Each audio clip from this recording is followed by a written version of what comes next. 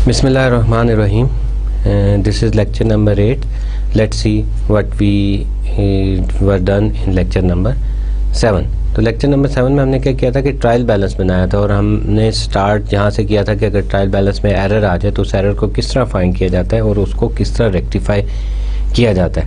And then we move toward the adjustment entries के adjustment entries क्यों की जाती हैं, कुछ हमने एडजस्टमेंट एंट्रीज की थी और उसके बाद हमने ये देखा था कि उन एडजस्टमेंट एंट्रीज का जो है वो इनकम स्टेटमेंट और बैलेंस शीट पे क्या इफेक्ट जो है वो आता है। Some time income statement under estimated हो जाती है, सम टाइम जो है ओवर एस्टिमेटेड हो जाती है, and the same balance sheet में जो है उसका इफेक्ट चेक करते थे कि उसका इफेक्ट जो है बैलेंस शीट में क्या आ रहा है। दिस इज़ लेक्चर नंबर 8 और लेक्चर नंबर 8 में हम देखेंगे कि हम समराइज़ करेंगे एडजस्टमेंट एंट्रीज़ को और उसके बाद ये भी देखेंगे कि एडजस्टमेंट एंट्रीज़ की टाइप कितनी होती हैं, कि एडजस्टमेंट एंट्री कौन कौन सी होती हैं और किस तरह किया जाता है, और नीड भी देखेंगे कि एडजस्टमेंट एंट्रीज़ की क्या ज़रूरत पड़ती है, क्यों किया जाता है इसको, अगर ना किया जाए तो फिर क्या इफेक्ट जो है वो होता है। So start lecture number 8। Adjustment entries Adjustment entries are needed whenever revenue or expenses affect more than one accounting year। तो ये तो एक बात हमें पता चली कि रेवेन्यू या एक्सपेंसेस जो है वो जब अफेक्ट कर रहे हो मोर देन वन ईयर या मोर देन वन पीरियड तो तब हमें एडजस्टमेंट एंट्रीज की जो है वो ज़रूरत पड़ती है। Every adjustment entries involve a change in either a revenue और expenses and assets or the liabilities. अब लास्ट लेक्चर में भी हमने क्या किया था कि हमने देखा था कि कोई भी एडजस्टमेंट एंट्रीज करते हैं तो उसका रेवेन्यू या एक्सपेंसेस पे कोई ना कोई इफेक्ट होता है या फिर उसका इफेक्ट जो है वो आता है एसेट या liability include the owner equity या ऑनर इक्विटी पे उसका जो है वो इफेक्ट आता है। Type of adjustment entries, there are 4 types of adjustment entries जो सी हैं और वो क्यों ज़रूरत पड़ती है। Number 1 is the converting assets to the expenses, कि एसेट्स जो से आप शो करते हैं ऐसे एक्सपेंसेस जो आपने पहले पे कर दिए हैं तो वो आपका एक एसेट है, तो उसको जो है उन एसेट्स को जब आपने एक्सपेंस शो करना हो तो आपको एडजस्टमेंट एंट्रीज की ज़रूरत पड़ती है। Converting liability to the revenue, कि आपने फ़ी जो है वो पहले अर्न कर ली या एडवांस में ले ली तो उसको क्या करना है आपने, अब वो लाइबिलिटीज़ को आपने एज ए रेवेन्यू शो करना, तब आपको एडजस्टमेंट एंट्रीज की ज़रूरत होगी। उसके बाद जो से आपके पास आ जाता है एक्रूइंग अनपेड एक्सपेंसेस, ऐसे एक्सपेंसेस जो भी आपने पे नहीं किए तो उसके लिए जो है एडजस्टमेंट एंट्रीज की ज़रूरत होगी। एक्रूइंग अनकलेक्टेड रेवेन्यू, ऐसा रेवेन्यू जो अभी आपने कलेक्ट नहीं किया या भूल गए थे, जैसे हमने लास्ट लेक्चर में जो है इस किस्म की ट्रांजैक्शन की थी, लेकिन आज इस लेक्चर में हम इसको थोड़ा सा एलेबोरेट कर देंगे ताकि आपके जहन में जो है अच्छी तरह बैठ जाए कि इन ट्रांजैक्शन को किस तरह किया जाता है। तो स्टार्ट करते हैं फर्स्ट वन से कि converting asset to the expenses. तो हमने इसको डिवाइड कर लिया 3 जो है पीरियड्स में, तो प्रायर पीरियड, उसके बाद करंट पीरियड और फ्यूचर पीरियड जो है वो हमने किया। ट्रांजैक्शन जो है paid future expenses in advance, जब आप फ्यूचर एक्सपेंसेस को एडवांस में पे कर देते हैं तो क्या होता है कि ये आपके लिए एक एसेट बन जाता है, आप बैलेंस शीट में इसको एसेट साइड पे जो है शो करते हैं, that is the prior period. फिर करंट पीरियड जब गुजर जाता है, करंट पीरियड जब वो ख़त्म होने वाला होता है तो एडजस्टमेंट एंट्रीज की ज़रूरत होती है। Recognise portion of the asset consume as expense, वो जो से एसेट जो आपने शो किया था उसका जो पोर्शन कंज्यूम हो गया उसको आपने अब क्या करना है एज ए एसेट जो है शो करना है। Reduce the balance of the assets account, और जो आपने एसेट शो किया था बैलेंस शीट में अब उसका जो है क्या करेंगे कि बैलेंस जो है वो रिड्यूस कर देंगे विद द सेम अमाउंट जितना आपने एक्सपेंस शो किया था। और उसके बाद अगर वो 2 साल से ज़्यादा का है तो बाकी जो है वो नेक्स्ट ईयर के लिए जो है वो कंटिन्यू जो है वो होता जाएगा। इसमें जो है एग्जांपल हमारे पास जो है वो कौन सी आती हैं, लास्ट लेक्चर में भी हमने किया था, लैंड बिल्डिंग इक्विपमेंट को डेप्रिशिएट किया था। तो डेप्रिसिएशन जो सी है, this is the one example कि आप एसेट जो है खरीद लेते हैं, उसकी useful life is more than 1 year, और एवरी ईयर एवरी मंथ आप क्या करते हैं कि उसको जो है जितना उसको यूटिलाइज करते हैं, कंज्यूम करते हैं, उतना आप जो है उसको एज ए एक्सपेंस जो है शो कर देते हैं। सप्लाईज जो है, ये भी एग्जांपल हमने की थी कि जी सप्लाईज हमने रिसीव कर ली थी और उसके बाद उसको eight the end of month जो है हमने एडजस्टमेंट एंट्रीज की थी। एक्सपायरिंग इंश्योरेंस पॉलिसी जो एक्सपायर हो जाती है, कंज्यूम कर लेते हैं फॉर दैट मंथ, उसको भी आपने शो करना होता है।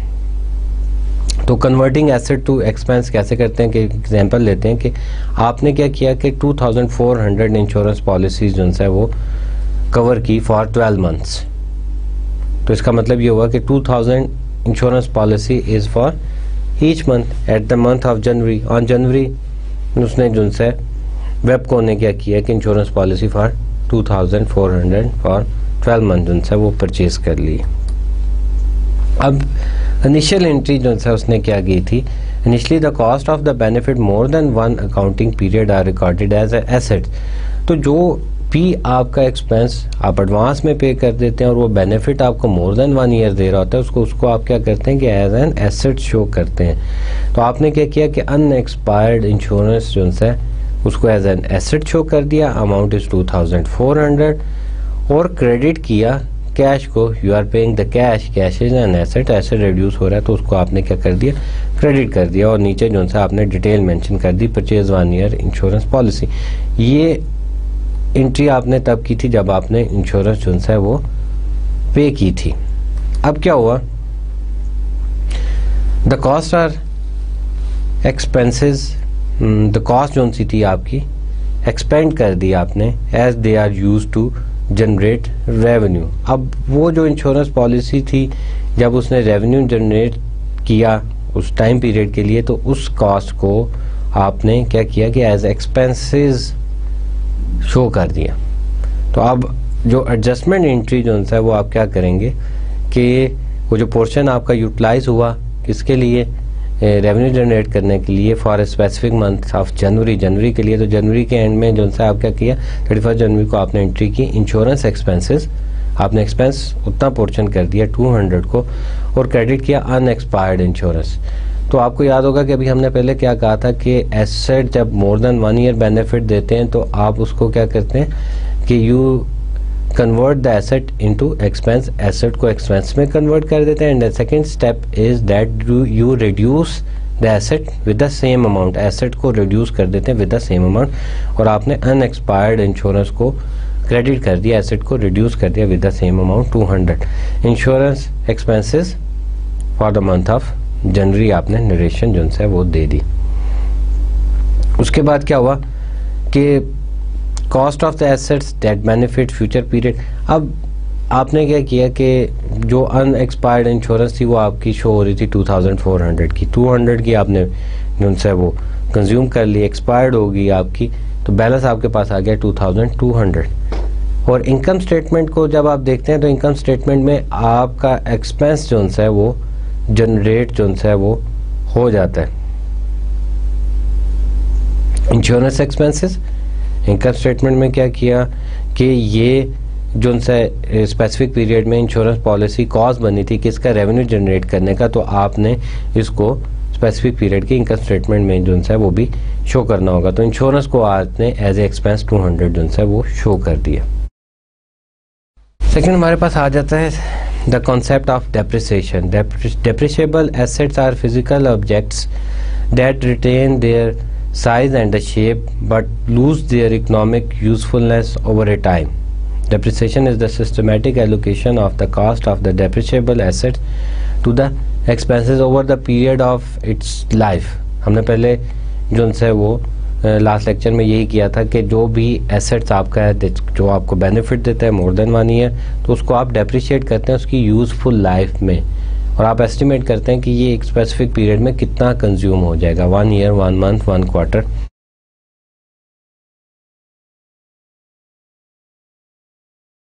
The portion of assets utility that is used up must be expense in the prior period.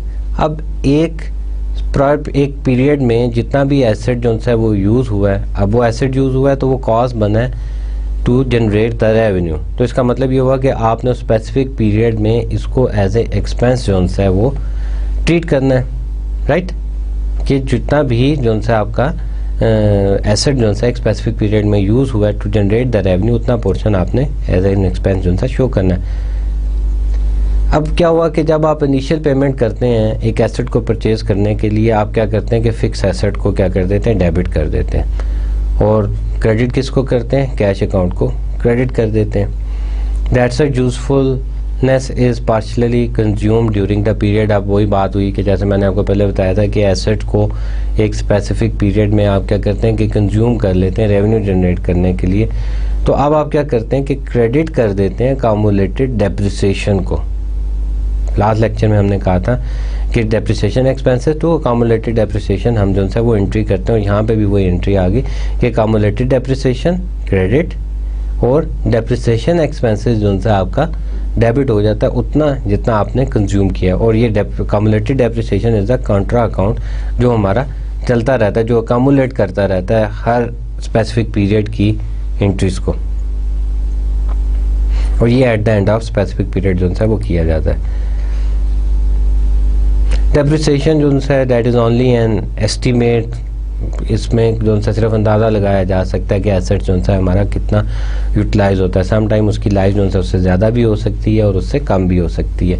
तो जेजे लोन्स कंपनी की जो है हम एग्जांपल लेते हैं। On May 2, 2003 JJ lawns care services purchase a lawn mower with a useful life of 50 months for $2,500 cash. अब उसने लिया और उसने कहा कि जी इसकी लाइफ जो सी है वो 50 मंथ्स है, कि 50 मंथ्स तक जो है 50 months is about 5 year, less than 5 year, तो 50 मंथ उसने इसकी यूज़फुल लाइफ जो सी है वो निकाली। अब स्ट्रेट लाइन मेथड जो है डेप्रिसिएशन का, उसमें क्या होता है कि सिंपल आप क्या करते हैं कि कॉस्ट को जो है कॉस्ट के पे जो है कॉस्ट को आप ऊपर लेते हैं और उसको डिवाइड करते हैं एस्टिमेटेड यूज़फुल लाइफ। 50 को 50 पे जो है वो डिवाइड कर दिया जाता है। जब डिवाइड करते हैं तो फिर आपके पास क्या आ जाता है कि पर मंथ की जो है वो डेप्रिसिएशन आ जाती है। तो per month depreciation is 50, right.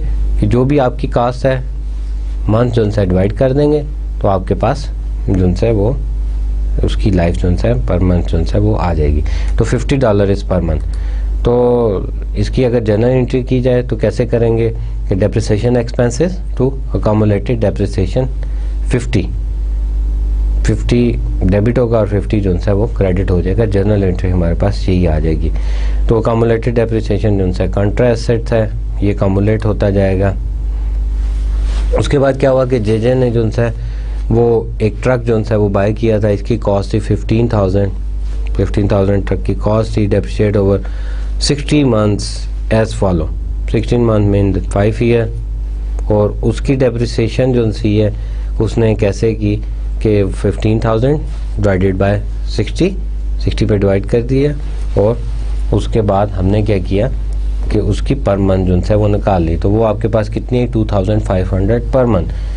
Again वही एंट्री होगी डेप्रिसिएशन एक्सपेंसेस। आगे हमने ट्रक लिख दिया, ये ट्रक की डेप्रिसिएशन है, to cumulated depreciation of truck that is at the end of May 31st and that is the amount of 250.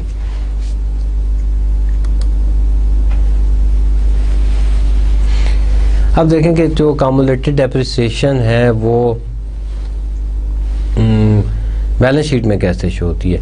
मैंने आपको पहले भी बताया था कि जो एसेट्स है वो इसकी कॉस्ट वैल्यू पे, जितनी प्राइस पे आपने बाय किया था उतनी प्राइस पे जो है वो शो हो रहा होता है। वो आपने शो कर दिया कितना 2,650 लेस अकामुलेटेड डेप्रिसिएशन 50 जो है वो इस एसेट में से टूल एंड इक्विपमेंट्स में से कंज्यूम हो गया। अब 50 कंज्यूम हुआ तो बैलेंस हमारे पास कितना रह गया 2,600। ट्रक जो है वो आपने 15,000 का बाय किया था।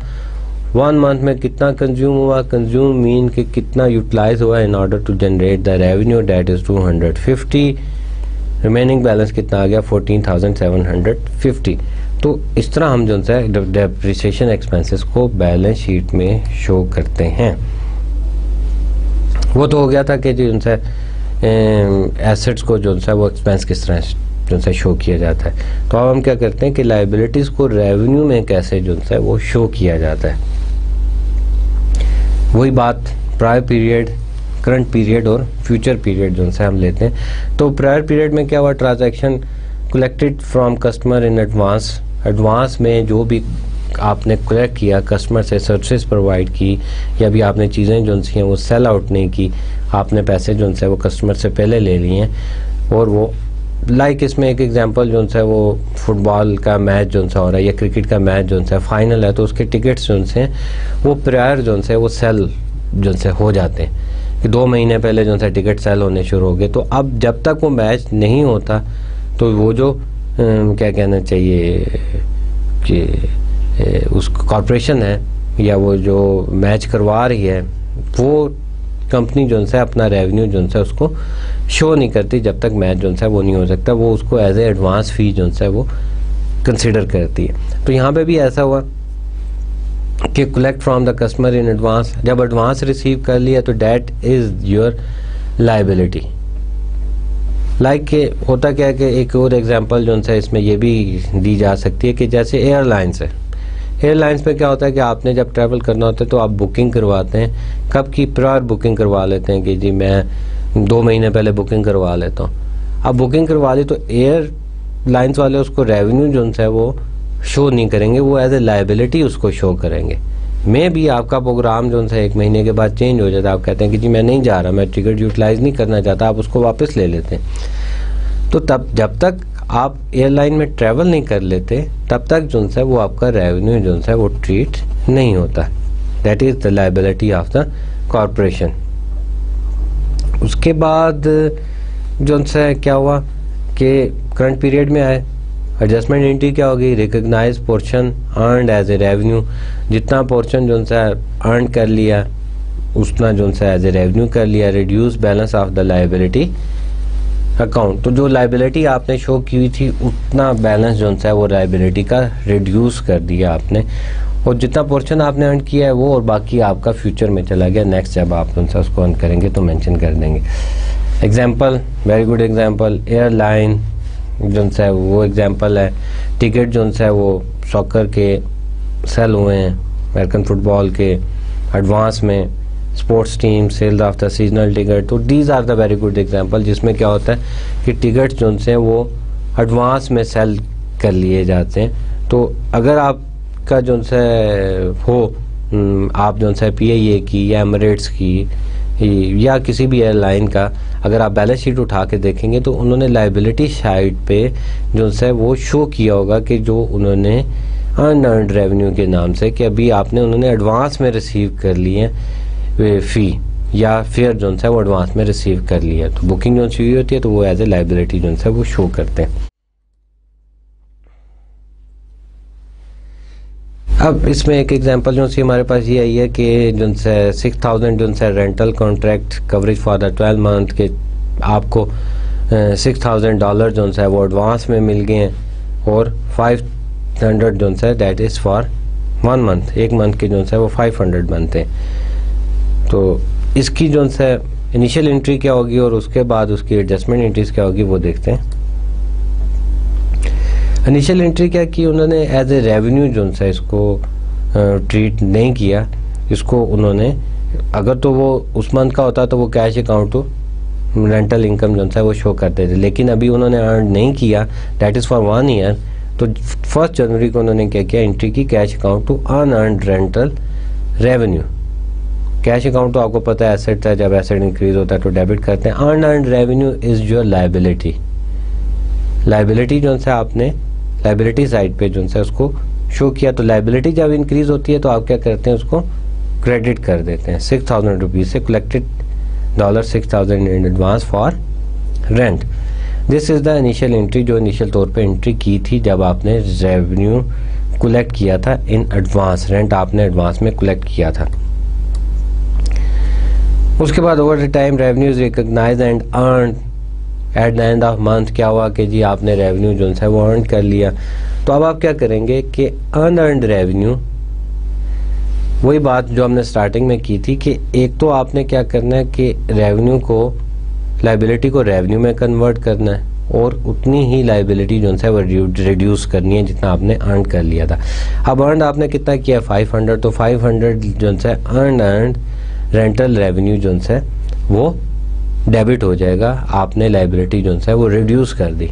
एंड रेंटल इनकम जो सी है, रेंटल इनकम आपने क्या किया, उसको आपने क्रेडिट कर दिया, उतना रेवेन्यू जो है आपने जनरेट कर लिया तो आप उसको क्रेडिट कर देंगे, रेवेन्यू में आपका इंक्रीज हुआ 500 का, और आप उसके बाद नरेशन दे देंगे rental revenue for the month of January. अब बैलेंस शीट पे इसका क्या इफेक्ट आएगा, liability for the future period क्या होगा, अनअर्न्ड रेवेन्यू, अनअर्न्ड कितना रिमेनिंग रह गया, दैट इज 5500, अर्न कितना कर लिया 500 आपने। इनकम स्टेटमेंट में क्या होगा, revenue earn this period, income statement आपकी उतनी इंक्रीज हो जाएगी, लायबिलिटी आपकी डिक्रीज होगी और इनकम स्टेटमेंट जो सी आपकी इंक्रीज हो जाएगी कितनी अमाउंट से, 500 से।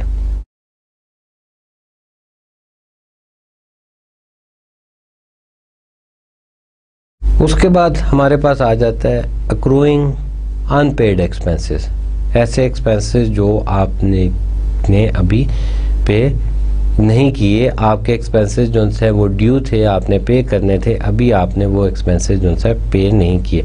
प्रायर पीरियड में कुछ नहीं हुआ, करंट पीरियड में क्या हुआ कि रिकॉग्नाइज एक्सपेंसेस इनकर्ड, जो एक्सपेंस हुए हैं आपने रिकॉग्नाइज किए, और उसके बाद record liability for the future payment. अभी आपने फर्स्ट स्टेप क्या हुआ कि आपने वो रिकॉग्नाइज किया कि हाँ जी मैंने ये वेजेस देनी है, ये सैलरीज मैंने जो है वो पे करनी है, आपने रिकॉग्नाइज कर लिया।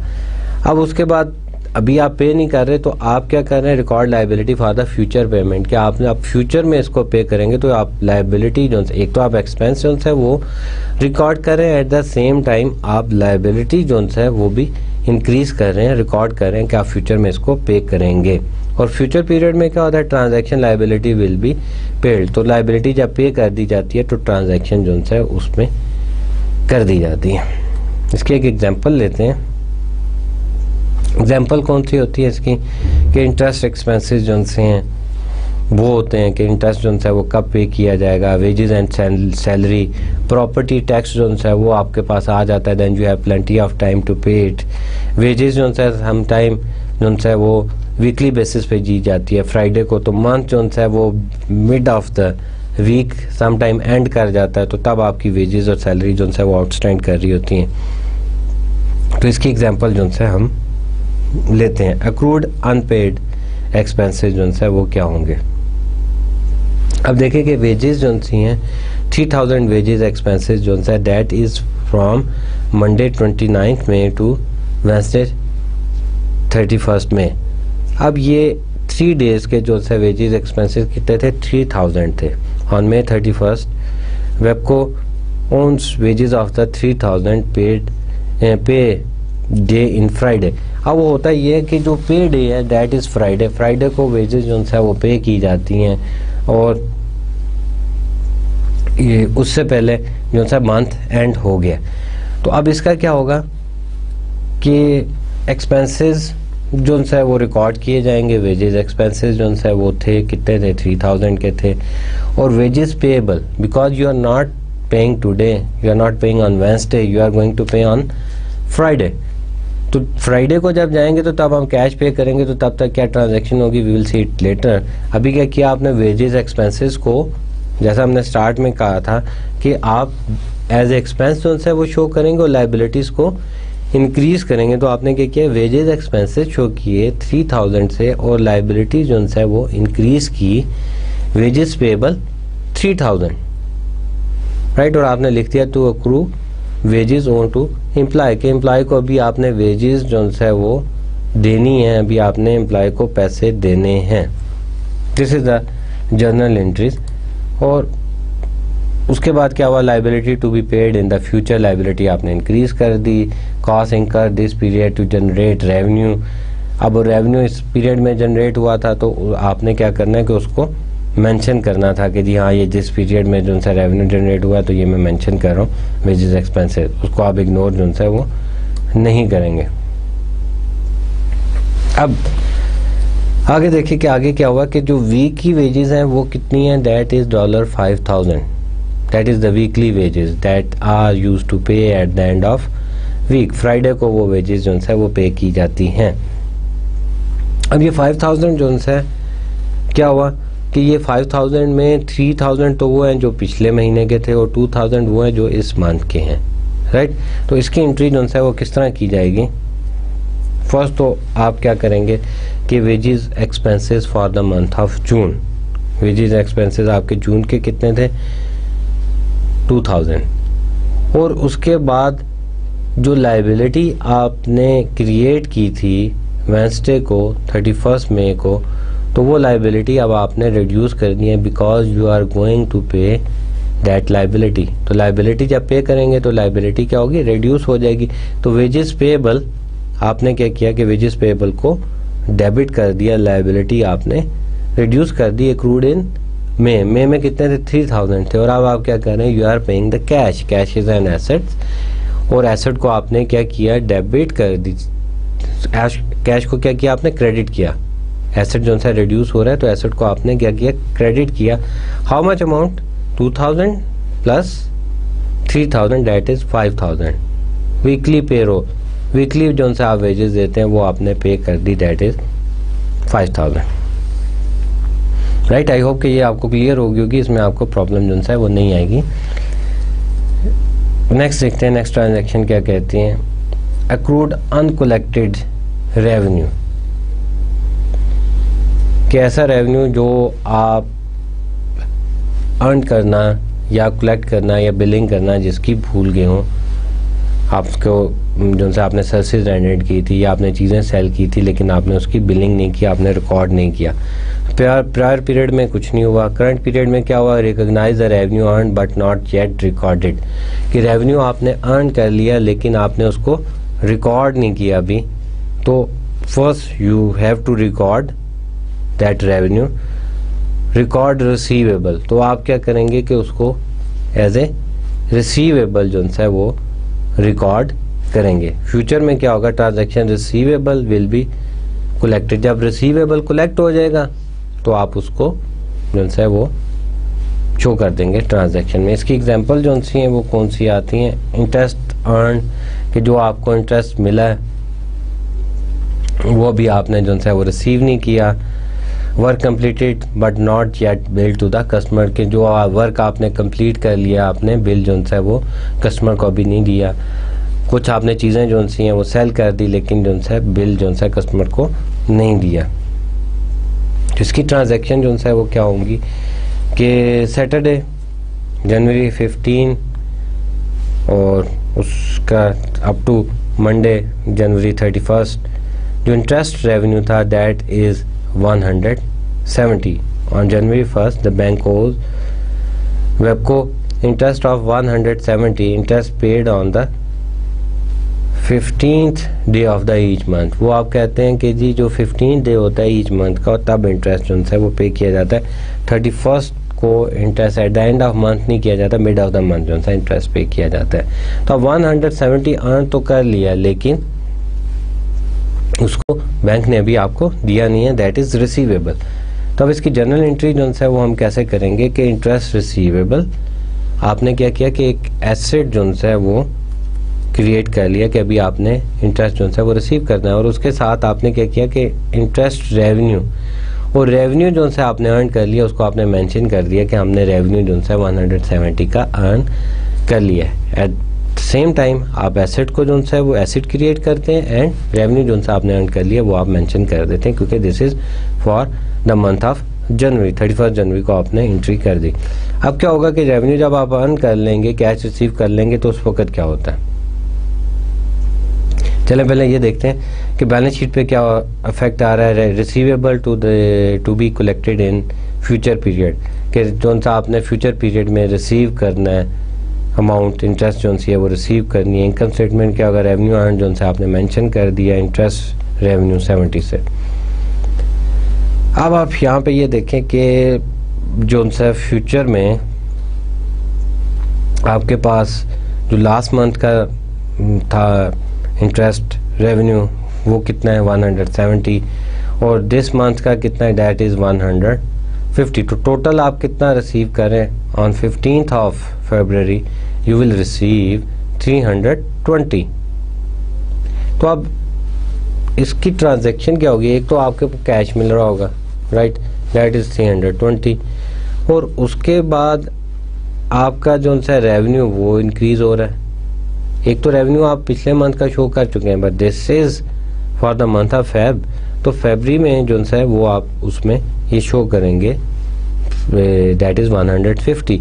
और उसके बाद जो आपने एसेट आपने बिल्ड किया था अनअर्न्ड रेवेन्यू का, या sorry that you increase the asset, जो आपने एसेट इंक्रीज किया था वो कौन सा था, इंटरेस्ट रिसीवेबल, तो उसको आप रिड्यूस कर देंगे।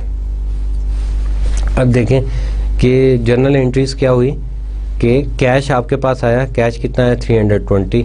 अब ये कैश जो है वो किस सिलसिले में आ रहा है, interest revenue is for February 150 and interest receivable जो आपने क्या किया था कि एज एन एसेट जो है वो शो किया था, उसको अब एसेट को डिक्रीज कर देंगे, that is 170 to record interest received.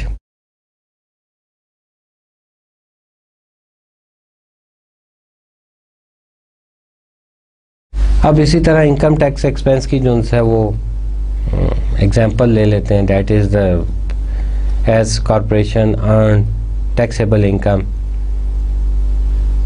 उस पर आपने जो है वो कॉरपोरेशन ने टैक्स जो है वो पे करना होता है, और that is the liability for the government, कि गवर्नमेंट को आपने टैक्स जो है वो पे करना है। तो इसमें क्या होगा कि इनकम टैक्स एक्सपेंस आप एक्सपेंस तो शो करेंगे, लाजमी बात है, क्योंकि आपने टैक्स पे करना है, तो आप एक्सपेंस जो है वो शो करेंगे for that year, that is 31 December 2010, 12 whatever.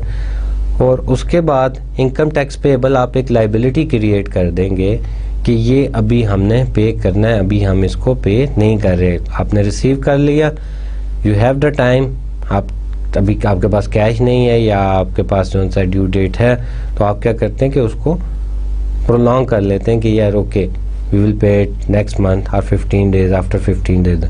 तो एक तो आपने क्या किया कि एक्सपेंस जो है वो जनरेट कर लिया कि इनकम टैक्स एक्सपेंस वो आपने शो किया, और उसके बाद आपने क्या किया कि इनकम टैक्स पेएबल आपने एक लायबिलिटी क्रिएट कर ली 780 की, दैट इज़ एन एस्टिमेटेड।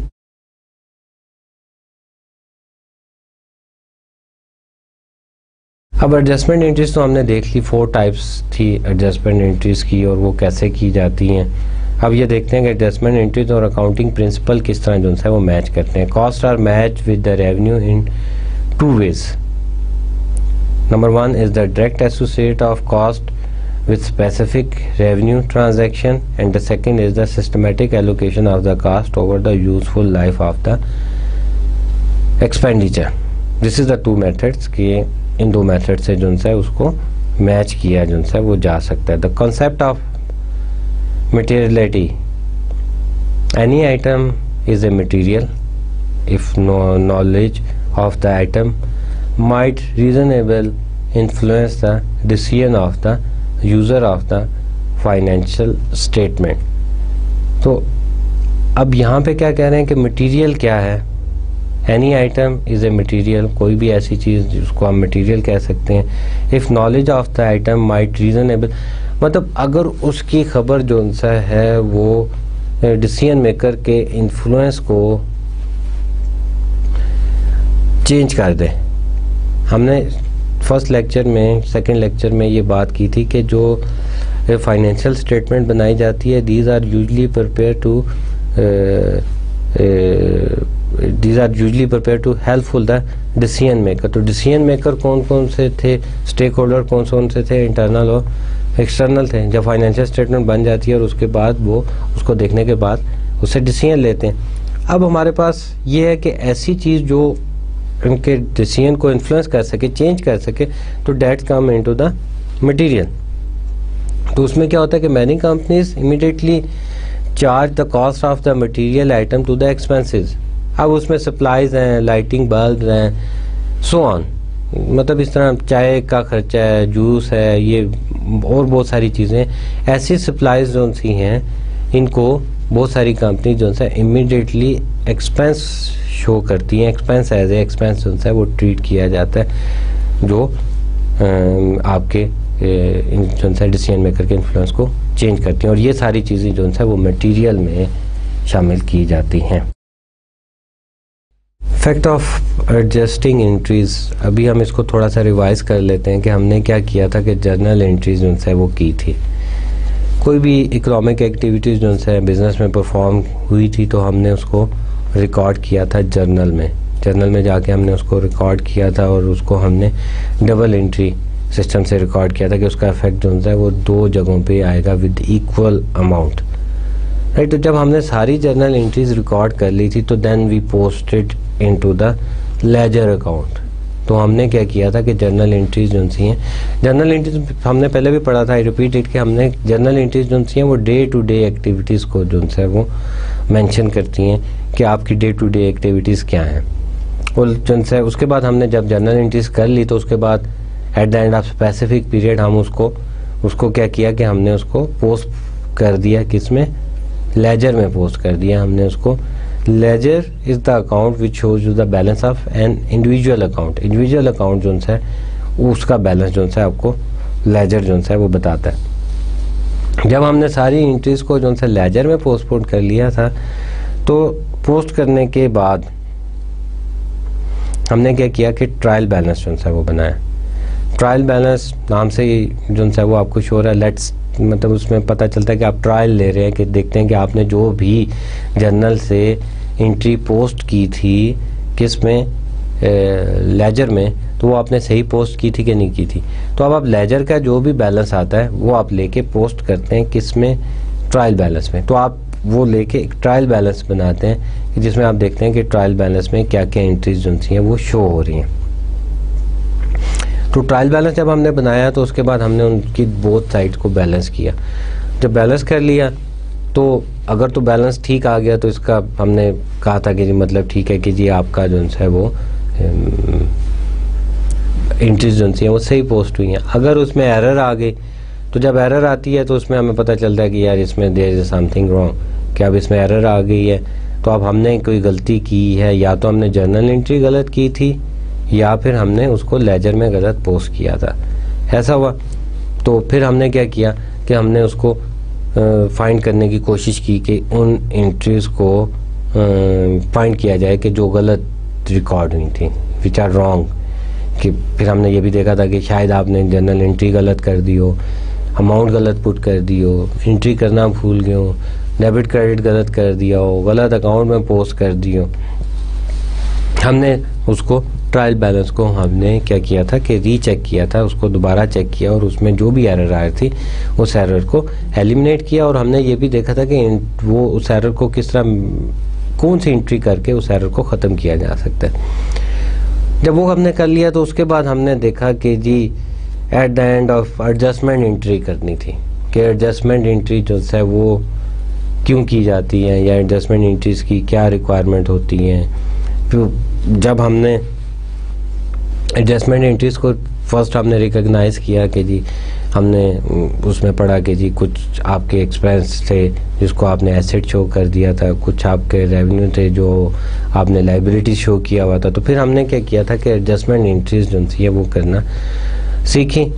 और जब एडजस्टमेंट एंट्रीज़ हमने करना सीख ली तो उसके बाद हमने क्या किया कि जो है नेक्स्ट जो है हमने एडजस्टमेंट एंट्रीज आज के लेक्चर में भी की। और अब जो सा आ रहा है अब हम क्या करेंगे कि we will make the adjusted trial balance के एडजस्टेड ट्रायल बैलेंस जो है वो बनाएंगे। क्या है कि एडजस्टमेंट एंट्रीज के बाद एडजस्टेड ट्रायल बैलेंस जो है वो क्या शो करता है। तो एडजस्टेड ट्रायल बैलेंस जो है हमने एडजस्टमेंट एंट्रीज को कर ली। अब एडजस्टेड ट्रायल बैलेंस जो है वो हम नेक्स्ट चैप्टर में स्टार्ट करेंगे। This is the end of chapter number 4। तो लेट्स सी कि चैप्टर नंबर 5 में जो है वो क्या होगा कि एडजस्टेड ट्रायल बैलेंस के बारे में हम जो है चैप्टर नंबर 5 में बात करेंगे। This is new chapter. तो अब हमारे पास जे लोन्स कंपनी का ट्रायल बैलेंस जो है वो आया हुआ है। This is the adjusted trial balance. और इसमें जो आपको अदर देन ब्लू कलर्स नज़र आ रहा है दैट इज़ द एडजस्टमेंट। तो एडजस्टमेंट जो सी हैं वो कौन कौन सी हैं हमारे पास, that is the accumulated depreciation tools and equipment की अकामुलेटेड डेप्रिसिएशन जो सी है वो हमने एडजस्टमेंट एंट्री की थी। ट्रक की अकामुलेटेड डेप्रिसिएशन की हमने एंट्री की थी 250 की, और एट द एंड यही हमने शो किया था depreciation expenses tool and equipment और डेप्रिसिएशन एक्सपेंसेस ट्रक। हमारा जो सा ट्रायल बैलेंस जो सा वो बराबर आ गया 22,200। और अब इसके बाद हम देखते हैं कि फाइनेंशियल स्टेटमेंट जो है उस पर क्या इफेक्ट होगा, वो कैसे बनेगी जे लोन्स की। जे लोन्स आपने नाम मेंशन किया, income statement for the month ending में 31, 2003। सेल्स रेवेन्यू कितना था 750। अगर आपको याद होगा तो हमने एडजस्टमेंट से पहले सिर्फ हमने गैसोलीन एक्सपेंसेस जो है वो शो किए थे, डेट इज़ 50। लेकिन आप जो सा एक्सपेंसेस जो है वो इंक्रीज़ कर गए। डेप्रिसिएशन एक्सपेंसेस जो है वो हमने डाले हैं टूल्स एंड इक्विपमेंट के टूल जो है वो $50 का यूज़ हुआ है इस मई के मंथ में रेवेन्यू जनरेट करने में। और ट्रक कितना यूज़ हुआ है, ट्रक जो है that is used 250 to generate the revenue for the month of May. तो टोटल हमारे जो एक्सपेंसेस हैं वो कितने हुए, दैट इज़ 350। तो पहले जो हमारे टोटल एक्सपेंसेस थे before adjustment entries that is only 50। तो अब हमारे पास कितने आ गए, दैट इज़ 350। और जब हम रेवेन्यू से एक्सपेंसेस को माइनस करते हैं तो हमारे पास नेट इनकम आ जाती है। नेट इनकम इज़ 400 और वो कहाँ पे शो की जाती है, that is shown on the right side of the balance sheet, जो लाइबिलिटी साइड है under the head of the owner equity. अब क्या हुआ, statement of retain earning. The statement summarise the increases and decreases in the retain earning during the period. Statement of retain earning क्या show करता है कि जितना भी आपका ड्यूरिंग द पीरियड इंक्रीज या डिक्रीज हुआ है किस में, अर्निंग में, वो शो करता है। बिजनेस अर्न करता है तो वो इंक्रीज को शो करता है। डिविडेंड अगर आपने पे किया और बिजनेस को लॉसेज हुए हैं तो वो क्या शो करता है, रिटेन अर्निंग का डिक्लाइन को जो है वो शो करता है। अब सेम आपने क्या किया कि थर्ड दिया जिस कंपनी का बना रहे हैं, statement of retain earning for the month ended May 31, 2003। Retain earning जो है फर्स्ट मई को क्या थी। अब क्या होता है कि जो भी प्रीवियस मंथ का या प्रीवियस ईयर का बैलेंस होता है उसको आप कैरी करते हैं और आप यहाँ पे लिख देते हैं that is the balance at the starting of the month. Starting of the month जो है रिटेन अर्निंग कोई भी नहीं थी। Add net income for the May में कितनी इनकम हुई आपको, डेट इज़ 400।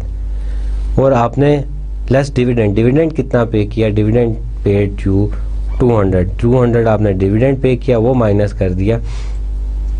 तो नेट इनकम से जब आपने माइनस किया डिविडेंड को तो आपके पास रिमेनिंग अमाउंट रहेगी, that is the retain earning that is on May 31, 2003, that is 200। अब आप ये देखें कि हमने पहले ट्रांजैक्शन की थी, डिविडेंड जो है जब भी पे किया जाता है तो वो क्या करता है कि ऑनर इक्विटी को जो है वो डिक्लाइन कर देता है या आपकी रिटेन अर्निंग जो है उसको डिक्लाइन कर देता है। तो यहाँ पे भी क्या हुआ कि जो सा डिविडेंड पे किया गया तो उसने क्या किया कि जो सा रिटेन अर्निंग जो सी आपकी रिड्यूस होगी। अब बैलेंस शीट जो सा बनाते हैं, बैलेंस शीट में आपने क्या किया कि जो सा एसेट्स लिए, कैश जो सा आपके पास कितना था वही ट्रायल बैलेंस है, बैलेंस आपने उठा के 3925 जो सा वो पुट कर दिया। उसके बाद आपने क्या किया कि अकाउंट रिसीवेबल जो है वो देखे, दैट इज़ 75 जो है आपके अकाउंट रिसीवेबल जो है वो पुट कर रहे हैं, स्टैंड कर रहे हैं। उसके बाद आपने टूल्स एंड इक्विपमेंट को मेंशन किया 2650 और लेस अकामुलेटेड डेप्रिसिएशन। इस कॉस्ट पे आपने टूल इक्विपमेंट जो है वो बाय किया था वो मेंशन किया और उसके बाद आपने अकामुलेटेड डेप्रिसिएशन जो है वो माइनस कर दी, दैट इज़ 50। उसके बाद आपने ट्रक जो है that is an asset, truck को मेंशन किया और उसमें से अकामुलेटेड डेप्रिसिएशन जो सी आपने माइनस की 250, 14,750 जो आपके पास आ गए। टोटल एसेट्स आपके पास कितने हैं, 21,350। You have the total assets. और लाइबिलिटी साइड पे आ जाएं तो लाइबिलिटी साइड पे फर्स्ट ऑफ ऑल आपके पास क्या है, note payable. Note payable is the 13,000 आपके पास नोट पेएबल हैं। दीज आर द लाइबिलिटी जो भी आपने पे करनी है। अगर आपको याद हो तो ये जेजे ने जो ट्रक ख़रीदा था वो उसने 15,000 का ख़रीदा था, जस्ट 2,000 उसने पे किए थे और 13,000 अभी भी आउटस्टैंड कर रहे हैं। अकाउंट पेएबल आपका 150, ये जो जो सा उसने इक्विपमेंट ख़रीदा था उसमें से भी 150 जो है वो बाकी हैं। टोटल लाइबिलिटीज़ कितनी हैं, जो करंट लाइबिलिटीज़ हैं जो उन्होंने पे करनी हैं, that is 13,150। Stock holder equity में आ जाएं, स्टॉक होल्डर इक्विटी में आए तो कैपिटल स्टॉक कितना है, दैट इज़ 800। और उसके बाद रिटेन अर्निंग दैट इज़ 200। जो भी हमने पीछे income statement of retain earning बनाई थी उसमें हमने क्या किया था कि 400 जो उनसे इनकम थी, 400 में से डिविडेंड कितना पे किया था, 200, और बाकी रिमेनिंग कितना रह गया, दैट इज़ 200। और 200 यहाँ पर हमने इसको शो कर दिया in the head of share holder equity. तो अब शेयर होल्डर इक्विटी कितनी आ गई, दैट इज़ 8,200। और दैट इज़ जब हमने टोटल किया लाइबिलिटी प्लस जो है ऑनर इक्विटी को, तो दैट इज़ 21,350। और हमारी लाइबिलिटीज़ भी जो है वो 21,350 हैं। अब देखते हैं कि जो है स्टेटमेंट ऑफ कैश फ्लो जो है वो किस तरह बनाई जाती है। और अगर आपको याद हो तो स्टेटमेंट ऑफ कैश फ्लो के बारे में मैंने आपको ये बताया था कि जो कैश फ्लो स्टेटमेंट है वो सिर्फ कैश को ही कंसिडर करती है, जिसमें हमने जो है 4 एक्टिविटीज़ को जो है वो कंसिडर किया था, ऑपरेटिंग एक्टिविटीज़, फाइनेंसिंग एक्टिविटीज़ और इन्वेस्टिंग एक्टिविटीज़। ऑपरेटिंग एक्टिविटीज़ में अगर हम देखें तो क्या आता है हमारे पास कि cash flow from the operating activities, cash receive from revenue transaction, cash आपके पास आया, रेवेन्यू जो से आपको मिला that is 750। Cash paid for the expenses, जो गैसोलीन के आपने एक्सपेंस पे किए थे। यहाँ पे सिर्फ जो है ऑपरेटिंग एक्टिविटीज़ के बारे में जो है वो लिखा जा रहा है कि जो आपकी ऑपरेशन में जो है एक्टिविटीज़ की गई थी। तो जो आपने फ़ी रिसीव की वो आपने लिख दी, उसके बाद जो आपने एक्सपेंस किए गैसोलीन के वो लिख दिए। लेकिन आप यहाँ पे याद रखें कि यहाँ पे सिर्फ वो एक्सपेंसेस आते हैं जिसमें आपने कैश पे किया। डेप्रिसिएशन एक्सपेंसेस जो है वो यहाँ पर नहीं आएगा, राइट। तो हमारा क्या है, net cash provided by the operating activity that is 700। उसके बाद cash flow from investing activities. Investing activities मैंने आपको बताया था जिसमें आप एसेट साइड पे, एसेट में जो इंक्रीज या डिक्रीज होती है उसका लिखा जाता है, that is related with the investing activities. तो इन्वेस्टिंग एक्टिविटीज़ में क्या हुआ, परचेज ऑफ जो है आपका लॉन मूवर, उस पर कितना कैश पे किया, दैट इज़ 2,500 ब्रैकेट में लिख दिया, it mean you are paying it. Purchase of truck, truck आपने परचेज किया था 15,000 का, but here you are mention 2,000 mention करें क्योंकि आपने कैश जो है वो पे किया 2,000। तो मैंने आपको पहले भी बताया था कि जितना आप कैश पे करेंगे उतना आप जो है यहाँ पे मेंशन कर देंगे। फिर नेक्स्ट ट्रांजैक्शन क्या हुई कि आपने जो है रिपेयर पार्ट्स जो है कुछ आपके पास ज़्यादा आ गए थे, वो आपने जो है सेल कर दिए थे किसी और कंपनी को, तो एसेट्स आपका डिक्रीज़ किया और उसकी वजह से आपको कैश रिसीव हुआ। जितना कैश रिसीव हुआ उतनी अमाउंट आपने मेंशन की, दैट इज़ 75। उसके बाद क्या हुआ कि पेमेंट जो है फॉर रिपेयर पार्ट्स, जो रिपेयर पार्ट्स आपने ख़रीदे थे उसकी आपने पेमेंट्स नहीं की थी, कुछ पैसे रहते थे या आपने क्रेडिट पे परचेज़ किए थे, तो 150 जो है आपने पे कर दिए। उसके बाद आपने टोटल किया तो नेट इफेक्ट जो सा आया, net cash use by investing activity. इसका मतलब ये हुआ कि इन्वेस्टमेंट जो आपने किया एसेट्स में उसके लिए कैश जो सा कितना यूटिलाइज हुआ है, दैट इज़ 4,557। तो ये एक पॉजिटिव साइन को शो करता है क्योंकि जितनी ज़्यादा इन्वेस्टमेंट बिजनेस में की जाती है उतना ज़्यादा रेवेन्यू जो है वो जनरेट किया जाता है। नेक्स्ट हमारे पास आ जाता है cash flow from financing activities. Financing activities जो सी हैं उसमें कितना कैश फ्लो है, financing activities related with the owner, liability side पे को जो है वो शो करता है। Investment by the owner, investment owner ने इन्वेस्टमेंट कितनी की थी, दैट इज़ 8,000। और उसके बाद डिविडेंड कितना पे किया गया, 8000 तो आपने पॉजिटिव शो कर दिया, लेकिन डिविडेंड जो है दैट इज़ द आउटफ्लो, तो डिविडेंड आपने 200 जो है वो ब्रैकेट में शो कर दिया। और उसके बाद नेट आपने उसका दिया कि net cash provided by the financing activity, owner की इन्वेस्टमेंट नेट कितनी है, कि अभी ऑनर के पैसे जो है कितने इसमें हैं। तो net cash provided by the financing activity that is 7800। Increase in cash for the month, कि कैश में इंक्रीज कितना हुआ फॉर दिस मंथ, कि जितना आपके पास कैश आया था उसमें से आपने ऑपरेटिंग एक्टिविटीज़ में खर्च किया, देन उसके बाद आपने इन्वेस्टिंग एक्टिविटीज़ में खर्च किया, और फाइनेंसिंग कहाँ से हुई, कितने पैसे आए। नेट जो आपके पास आया दैट इज़ 3925। और कैश बैलेंस जो था आपका वो आपका कितना आया, मई 1 को कोई बैलेंस नहीं था प्रीवियस, और अब at the end of 31 May 2003 that is 3925। तो this is the statement of cash flow जो हमने बनाई। इसको मैंने रिपीट भी कर दिया, पहले भी हमने पढ़ा था इसके बारे में कि इसमें क्या क्या चीज़ें जो सी आती हैं और कैसे आती हैं।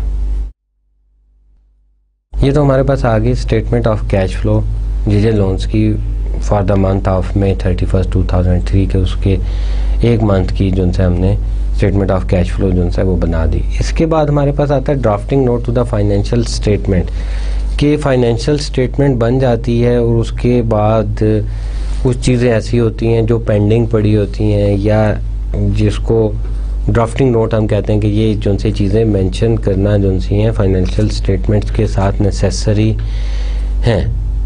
तो वो कौन सी आती हैं, एग्जांपल जो सी इसकी क्या है कि लॉ जो है सूट्स पेंडिंग, कि कोई जो सा मुकदमा है वो अभी चल रहा है, जिसके चलने से कोई डिसीजन जो सा होगा जिसकी वजह से आपकी लाइबिलिटी जो है वो इंक्रीज़ हो सकती है, या लाइबिलिटी जो है वो डिक्रीज़ हो सकती है। स्केजुअल्ड प्लांट क्लोजिंग, जो स्केजुअल प्लांट है उसकी आपकी क्लोजिंग जो सी है वो रहती है। गवर्नमेंट इन्वेस्टिगेशन जो सी है दैट इज़ पेंडिंग, वो उसमें उसको जो सा आप मेंशन कर सकते हैं।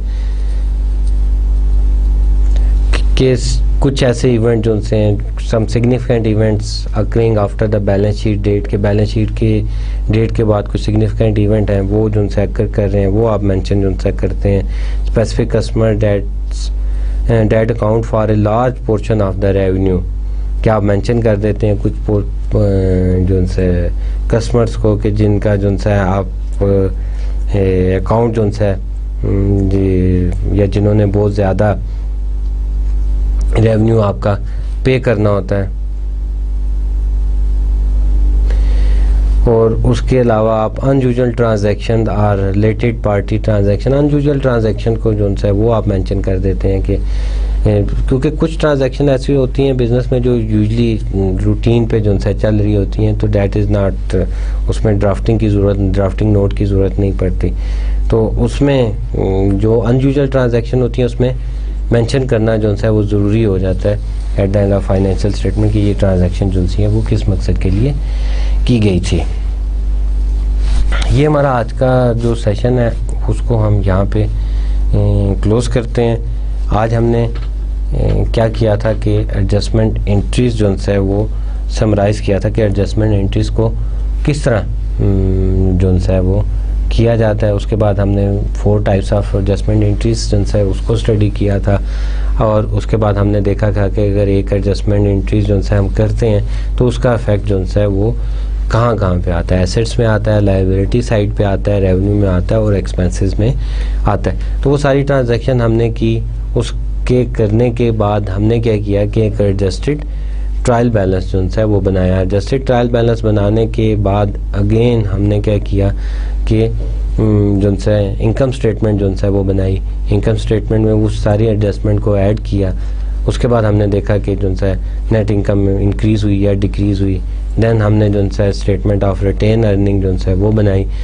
उसमें देखा कि क्या इफेक्ट आ रहा है। स्टेटमेंट ऑफ रिटेन अर्निंग के बाद जो है हमने क्या किया कि हमने जो है वो बैलेंस शीट भी बनाई।